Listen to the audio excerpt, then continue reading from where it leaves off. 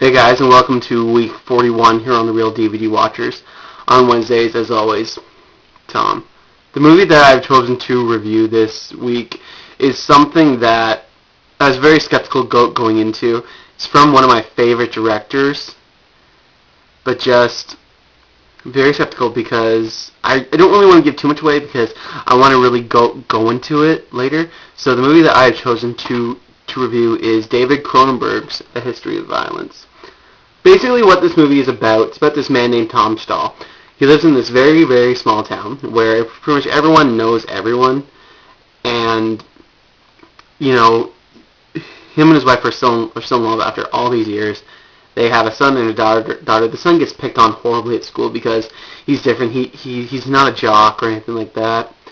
So, one day, Tom runs like this very, very small diner. You know, it's just a local thing.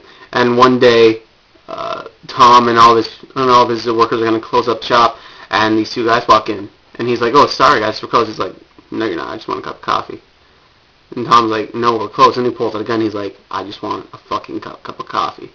So they just go about their business. But then one thing leads to another. An attempted rape is tried, and Tom, being Tom, he tries to stop it all. But just the one guy pulls a gun, and Tom manages to get the gun away from him. But then another guy pulls his gun, so Tom shoots them both. And then it kind of becomes like this small fun here because everyone's like, "Oh, Tom saved them all. Tom saved them all." But Tom fully understands that what he did was wrong. He's like, "I'm not a hero. Stop calling me a hero. I killed two men in cold blood." And so that draws the attention of this one guy, Kyle Fogarty. Him and his goons come to Tom's restaurant the next day, and they're like, "Hey, Joey." And Tom's like, "Excuse me?" They're like, "You're Joey Cusack, aren't you?" And of course Tom's like, I don't know who the hell you're talking about. You must have me confused. He's like, No, I know you, Joey. I know exactly who you are." He takes off his sunglasses, and he has like a blinded eye. And Tom's all like, "I have no idea who the hell you're talking about." And he's like, so Carl's all like, Your brother Richie really wants to see you." He's like, "I don't have a brother Richie. I was adopted." And so they start to stalk Tom and his family no matter where he goes until it leads up to this one point where they're at Tom's house and it becomes like a standoff. And then you realize something about Tom, and then just, I don't really want to give it away, even though everyone kind of knows the twist to this movie already, because that'd be a real douchebag thing to do it. Granted, I am a douchebag, don't get me wrong, but just, I really don't want to give it away for people who haven't seen it.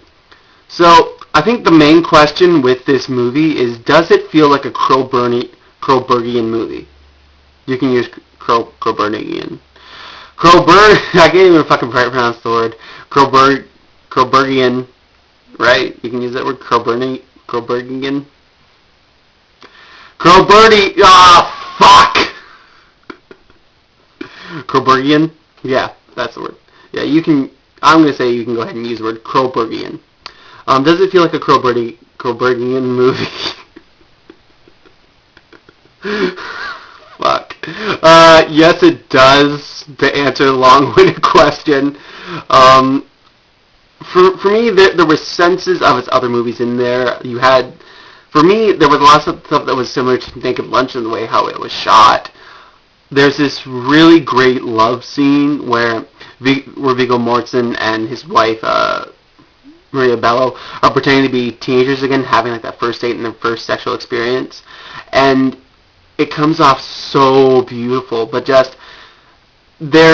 this just shows true craft and brilliance behind Cronenberg's direction, because with that, it could have been something very, very campy, or something extremely beautiful, and Cronenberg got the beauty of it all. Sorry, I'm just moving dust.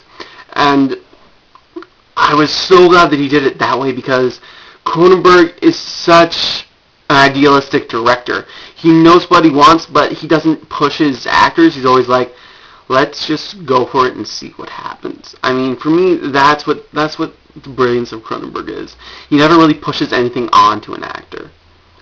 So, the acting in this movie is so superb. I mean, I don't like Viggo Mortensen at all, but him in this movie is just so good. Like, look at something like Eastern Promises. It wasn't that good. At least for him, it wasn't that good. But just him playing his two roles was so compelling. You believed him as both, which was the most important thing of all. Ed Harris at times is frightening in this movie. He's borderline Stalker-esque, so it got really intense at times. And then William Hurt just turns it up another notch on top of that, so it's just great. I absolutely adore it. Back to what I was saying about this movie being Cronenbergian in sense. You know, you have something like Eastern Promises, which I felt didn't represent Cronenberg at all. You know, you have that coming in and just people expecting so much of you, and just, for me, Cronenberg will always be a director that writes and directs his own stuff because it has such a unique vision and just the way how he wants it. He won't compromise it. This, he's working with another person's script and trying to work that out along with the writer, but just he totally got it, which is what I love about Cronenberg. I mean, he's very much a visual director in the way of like him using stuff around him, but with something like this, you really can't do that. So for me, that's why this movie kind of really stands out.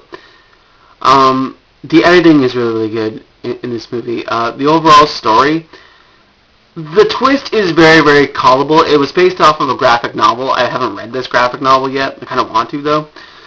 But just, I kind of feel a little bit cheated in the way how it was done, if you understand what I'm talking about, because everyone knew from the trailer what the twist was, and you really couldn't go off it. Granted, I don't really think Cronenberg wanted to hide it. I think he wanted us to see the difference and how one man will try so hard to keep what's his at the cost of losing everything else. Or how one man wishes to truly change from a life he's known. So, for me, that's good. And I think the overall message at the end of the movie is hope. You have to see the ending to understand what I'm talking about. But hope is the main key of this movie. It's what keeps this movie going. It's what drives it. And I think a lot of directors today really need to understand that basic human emotions are really what tug at us and make us love cinema so much. That and also lots of blood and lots of tits. So that was my review for this week. Thanks to everyone who watches. Matt is up, as always, tomorrow. And I will see you guys in a week's time. Later.